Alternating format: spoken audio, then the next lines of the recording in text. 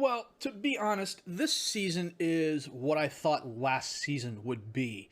We are either winning small or losing big, and there's not a lot in between. And despite that, 9 games in, we're still mid-table. So I'm trying to be positive about it. I really am. I think we can finish mid-table again. That's my goal. Everyone else, including the guys at the club, think we're going to be in a relegation fight. But for the moment, we seem to be doing okay there. My name's FM20, and it's time to get real.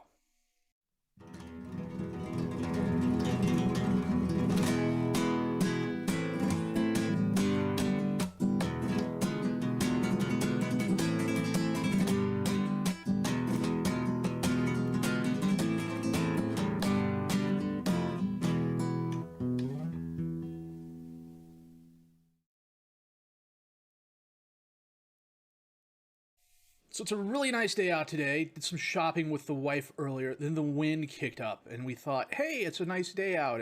There's a breeze out. Let's open up some windows and get some stuff down around the house." And then we kicked up to about 30 miles an hour. So all the windows are shut, and I'm recording. But if you hear a buzz in the background, I've got my noise canceling filter on. It could be the wind. I might be able to take care of that in post, but we shall see.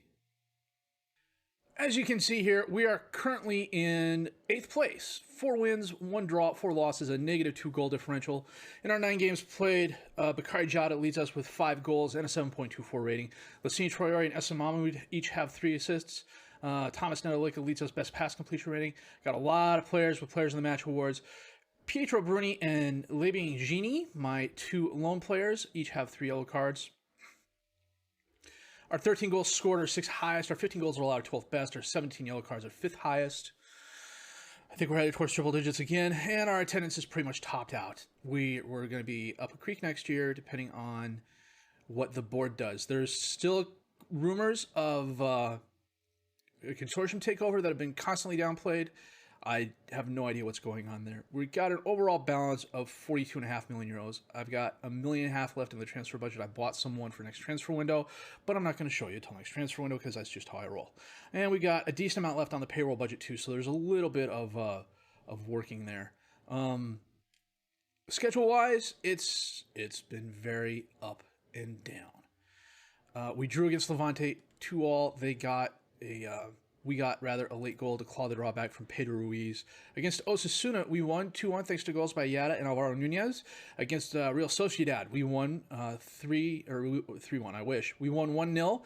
And then against Madrid, we got absolutely thumped 4-1, which I kind of sort of expected.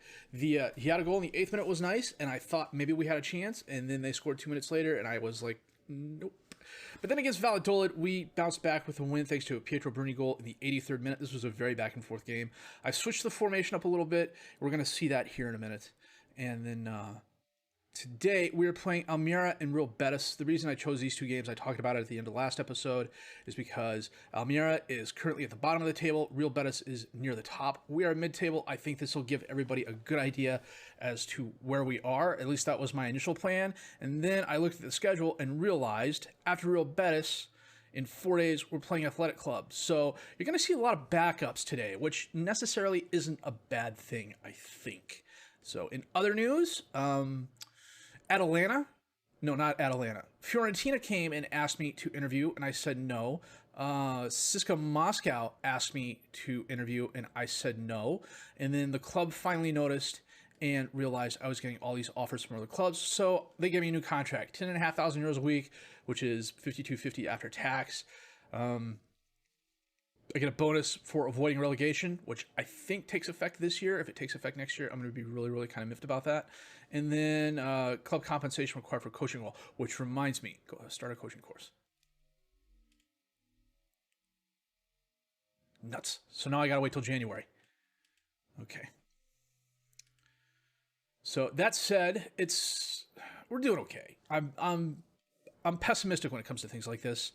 We got Atletico Club we got Bilbao and Atletico back to back, and then we got Barcelona and Sevilla coming up. The schedule for this season was just,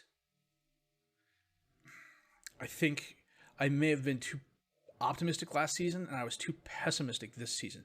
January transfer window's coming up. I think we're going to play Almeria Real Betis today, and then come back for Probably Barcelona, Sevilla. I don't know. We'll see what happens. So that said, I'm going to set my best 11 for, well, I'm going to set my 11 for this game and the reserves, and we're going to come back with our match against Almeria in just a bit. I did change the formation up a little bit. Both my left back and right back are now wing backs on attack. The attacking midfielders are infield forwards on support. I got a ball-winning midfielder and a deep-lying playmaker in the midfield, and I got a ball-playing defender and a central defender on defend in front. Traore plays a pretty good complete forward, so I have him on that. Ruiz is still a target maker. The idea is, and I don't have the fancy screens that everyone else has that allows me to draw on there because I'm not streaming. Mahmoud and Rusev are going to move up. Magicak's going to move up. Bruni's going to stay back with Clemente and Gini and Nedolica. Traore's going to roam. Ruiz is going to sit in the center and facilitate. And Mahmoud and Rusev are going to occupy these spaces here. So we're putting more pressure on the other team in front. The past few games, when did I first break that out? I think it may have been Levante. It was where I broke it out. We were a bit more active on the flanks. And then against Osasuna, as George is barking at the other dogs barking across the street.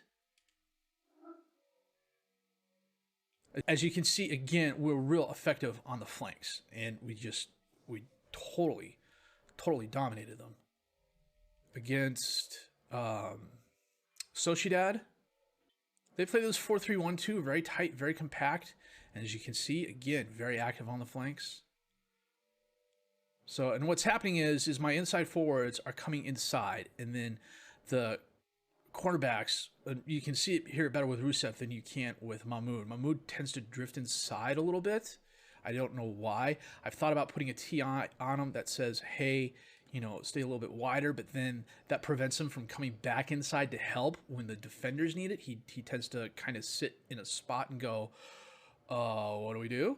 So against Madrid, you can kind of see what happened here is my inside forward got way inside. And then the guy on the other side also came in as well. And then because of how Madrid was playing, because they played such a tight, compact formation, my other guys kept playing. And I switched to a narrower defense as well. One of the things I found out, at least going back and watching these games, and I watched Real Sociedad, and I submitted myself to Real Madrid to watching them both on extended highlights, was that by playing wider, I left too much of a gap between my defenders. While my defenders are good, they're not good enough to, especially against the bigger teams, and Madrid really took it to us on this. They would send the ball up in such a way that they would split the space between my two defenders. And my my Mahmoud would look at Clemente and say, hey, that's yours. And Clemente would look at Mahmoud and say, that's yours. And neither of them would take it.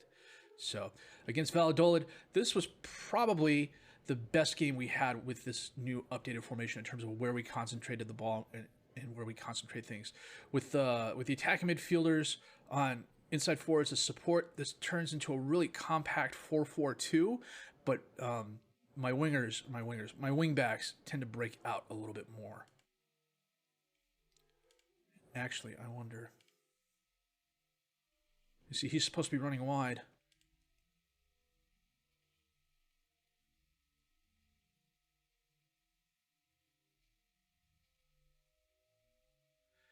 I want him to get further forward. I don't want him to stay wider. If there was a way to split this, that would be great. And he has freedom of movement. He's running wide with the ball. So other than what's usually programmed into the positions, I rarely, if ever, use TIs. So I've never really gotten a good handle on them, and it's been one of those things where more often than not, the players are doing what I want them to do. So, you know, I don't mess with it too much. And we're playing Almeria today, so I need to switch these guys up and get this fixed, and we'll be back with the game. So sorry for the slight diversion there. I just wanted to show you all what was going on with the formation. It is not our strongest team today. I will be the first to admit that. But a lot of these guys are quality backups. At least I think they are. It's one of the reasons I'm giving at the start today, especially against a team like Almira. We've got Alonso in goal, Worrell, Clemente, Gini, and Rusev as the defensive back four, Jurican and Rochi as the midfielders. Matando is back from injury. He's still waiting for his first goal. He did really good in the preseason, and since the regular season started, he's just not been completely effective. I also know he was pretty hurt by the injury bug early. Campos is our attacking midfielder on the right. Sula and Matozovic are up top as the strikers. First highlight, this is early. Jurkin curls it in. Rusek, nice save. And Matando is there, but he blasts it right at Rusek and makes a very nice save as well. Gini to Rochi. Out to Campos.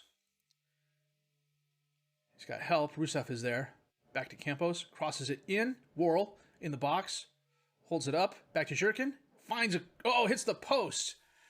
Found a channel and hit the post. Worrell to Sula. Matando. Cuts inside. Out into space. Rochi picks it up to Jurkin. Out to Worrell. All alone on the left. He holds it up. Crosses it in. Knocked away. Sula couldn't get a head on it. Matando to Jurkin. Back to Matando. Rochi.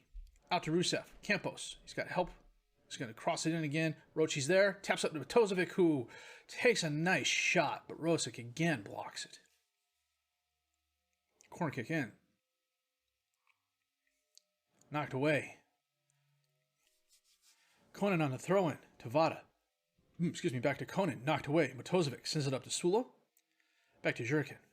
He holds it up. Over to Matozovic.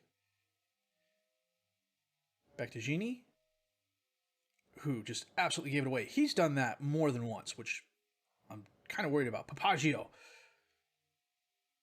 crosses in. Munoz is there. Gini's good for about one pass that goes absolutely nowhere near where you would expect it to go. So I'm kind of glad he's a lone player, to be honest with you. We'll take a look at him after the game. Maybe we can find out what's going on and why. Nice goal by Munoz. Bring him off of the half. Okay, now less than 10 minutes ago, Metgod told me to go to a direct passing play. Papagio's there. Son of a gun. Who screwed that up there? So throw in Guevara. Oh, is that Gini? I bet you that is Gini. It's Clemente. Son of a gun.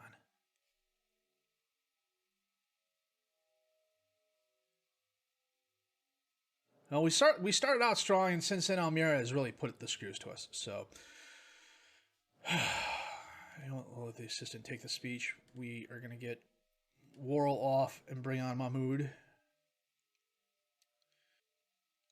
Rusev on the throw and gives it away to Guevara. Papagio blows by Gini, who is out. Son of a gun.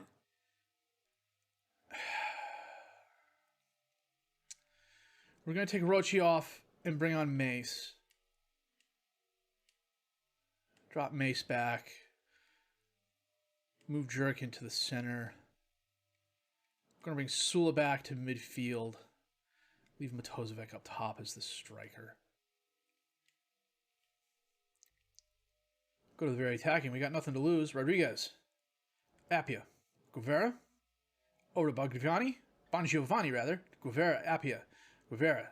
Out to Rodriguez. Got behind. Munoz is there. And dinks it over to the goalkeeper and in for the goal. That was well done. It really was. It was a nice ball movement by Almira. I want to see this last shot here. Rodriguez running forward.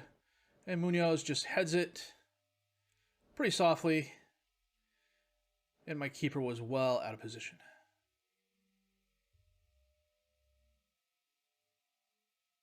Jurkin. Mace is there off the crossbar.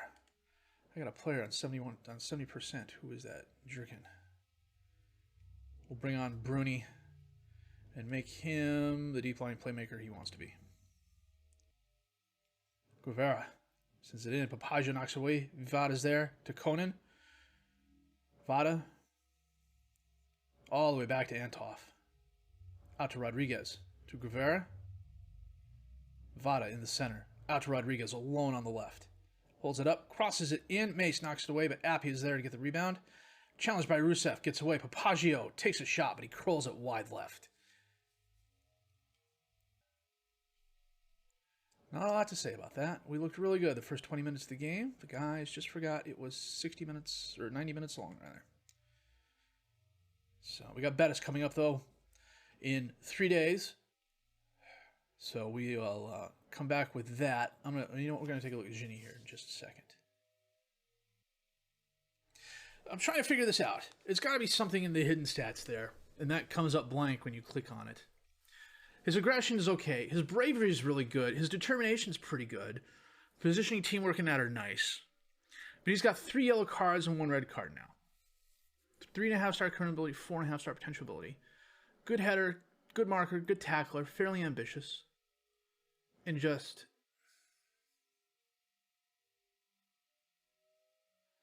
he's making so many stupid mistakes. I mean, his passing is a 9, and that's not bad. You know, unless they're counting a lot of these passes as crosses, in which case they're horrible. But he's got to pick it up by the January transfer window. I'm just going to send him back to Bayern. So we're going to get through this, and then we'll be back for the game against Bettis in just a bit. This is the other thing I'm dealing with. So I've got all these players out on loan. Instead of getting the nice little loan report that tells me what's going on, I got to click through each one of them. Part of me says if I get carpal tunnel syndrome in my finger because of this, I should figure out a way to theoretically sue Hyan for not allowing me to get a loan manager. Let him get carpal tunnel syndrome clicking through everything. Anyhow, back in a bit. I'm going to completely and totally jinx myself for this game by saying this out loud. Rusev is currently our only healthy defensive right back. It's our 4-2-4. Nedelik in goal, Mahmoud, Clemente, Mason, Rusev as the defensive back four, Matishak and Bruni as the midfielders, Yada and Matano as the attacking midfielders, Traore and Ruiz up top as the strikers. Dennis Suarez, Nabil Fekir. Those names I recognize. Robert, I do not. Danny in goal. He's conceded 12 and 10. Okay. It's a lovely day in Betis. In Sevilla, I should say, rather. So, okay, let's get it done, guys. Knocked away. Yada knocks it forward. Is he going to get there? He is. It's 1 versus 5. He holds it up. He's dispossessed. Mahmoud cuts inside. He's dispossessed by Henrique. Up to Brabry, who blows by. Okay, hold on just a second. What the heck?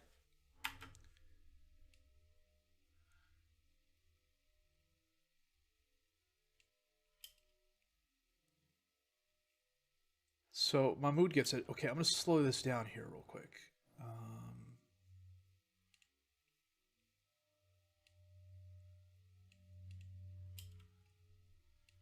So that's Clemente, who's shadowing Brobby, then runs away from him so Maes can come over. But that's not his responsibility. Clemente's supposed to... Jesus, H. I'm flipping real. Why would that happen? I need to speed this back up again. And Brobby puts it in off the header.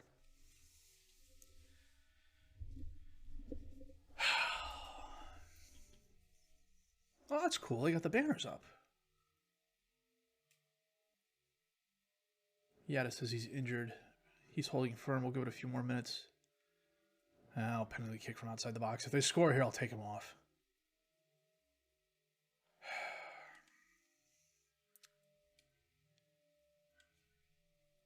Bring Zelik on.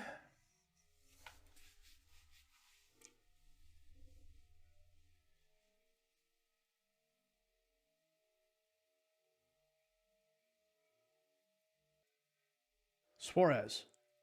And he's hard tackled. Holy cow.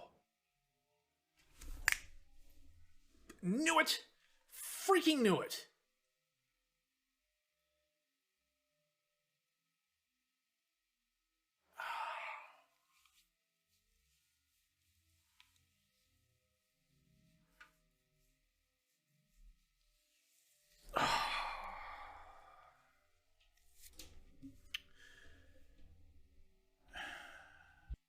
Mahmoud can kind of sort of play right back.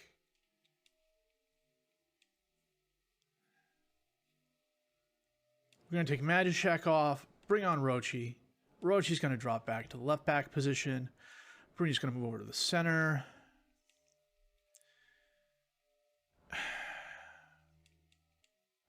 Magishak. Corner kick's knocked away. Matano's going to run it down.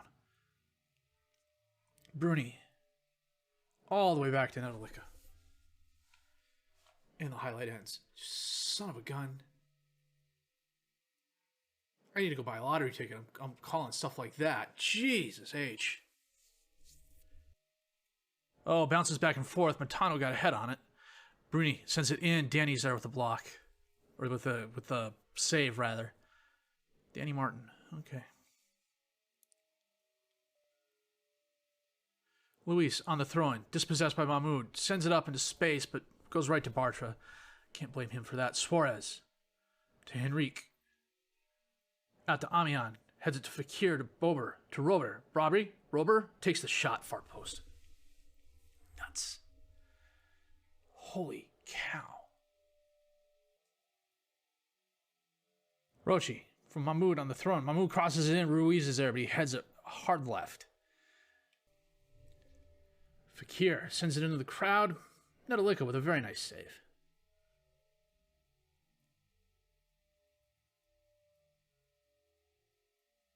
Mace, up to Traore. Heads it over Ruiz. Back to Traore. To Bruni. Holds it up. Back to Mace. Dude, seriously, come on. Montando, thank you. Dispossesses the guy. He's going to kick it right at Danny, isn't he? Yep, he is. Oh, good grief. Screw looking exhausted. I'm going to run you guys to the ground because you're performing like crap.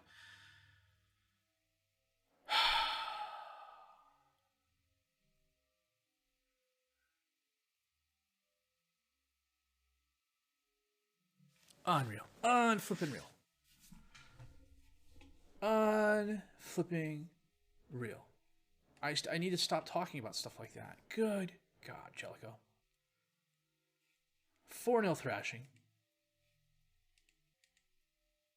Let's save the game here real quick, and then we'll go through these here and figure out what we're doing next. The good news is, somehow, we're still mid-table. We're 9th, 13 points. There's a bunch of other teams at 13 points, but we're still 9th. That's 6 points away from relegation at the moment, so. Good grief. It's a lot of red this season. I think what we're going to do is come back for Getafe and Barcelona. They're both really good teams. Barcelona, of course, is top of the table.